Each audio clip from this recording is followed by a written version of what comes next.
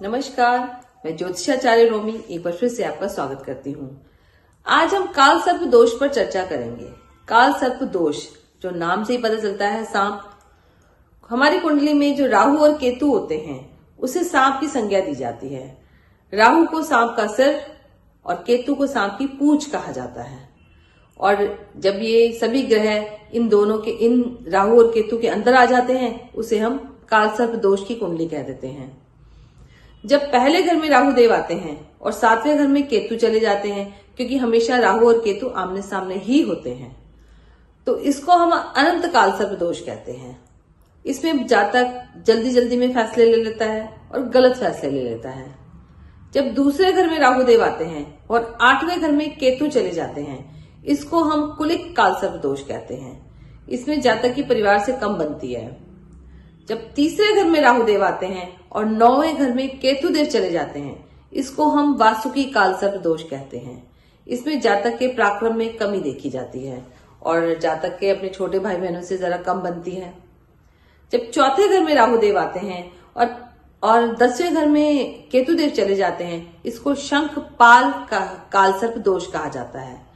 इसमें उसके सुख में कमी आती है और माता की सेहत से संबंधित प्रॉब्लम्स हो सकती हैं।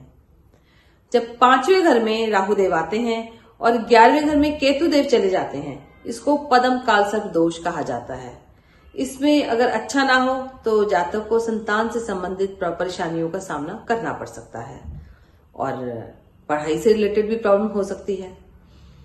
जब छठे घर में राहु देव आते हैं और 12वें घर में केतु देव चले जाते हैं, इसको महापद्म काल सर्प दोष कहा जाता है। इसमें स्वास्थ्य से संबंधित प्रॉब्लम हो सकती हैं। जब 7वें घर में राहु देव आते हैं और पहले घर में केतु देव चले जाते हैं, इसको तक्षक काल सर्प दोष कहा जाता है।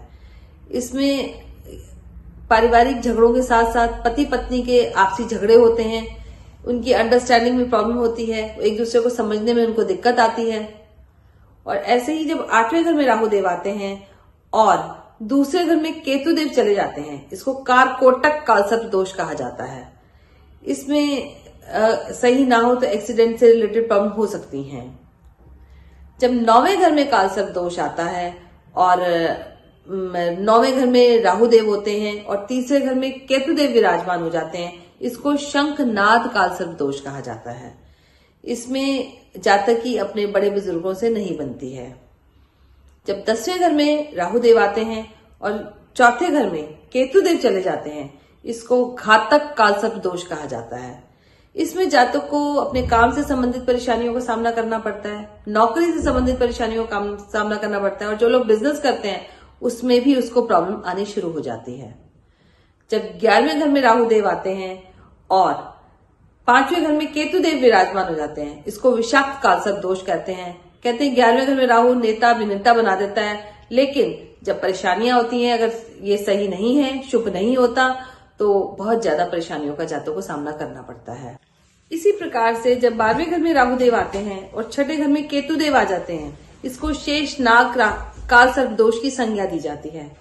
इसमें जातक को मानसिक परेशानियों का सामना करना पड़ता है, इसीलिए कुंडली का विश्लेषण करवा लेना चाहिए। अगर शुभ है तो ये दिक्कतें नहीं होती, अशुभ है तो कई परेशानियों का सामना करना पड़ता है जातक को। इसमें कुछ उपाय हैं जो हमें करने चाहिए, जैसे मंदिर जाकर शिवलिंग को जल चढ़ाना चाहिए। नागपंचमी वाले दिन हमें दूध के साथ शिवलिंग का जल अभिषेक करना चाहिए, या फिर नदी किनारे जाकर हम पूजा अर्चना करवा के चांदी के नाग नागिन सिर से वार कर जल प्रवाह भी कर सकते हैं। हमारे धर्म ग्रंथों में 12 ज्योतिर्लिंग है, जिसमें त्र्यंबकेश्वरम ज्योतिर्लिंग और नागेश्वर ज्योतिर्लिंग है, जिसमें काल सर्प दोष की पूजा भी की जाती है। इसका भी विधान है, जैसे आप जातों को सही लगे वो कर सकता है। धन्यवाद, मैं आपसे आगे लेती हूँ। जय माता दी।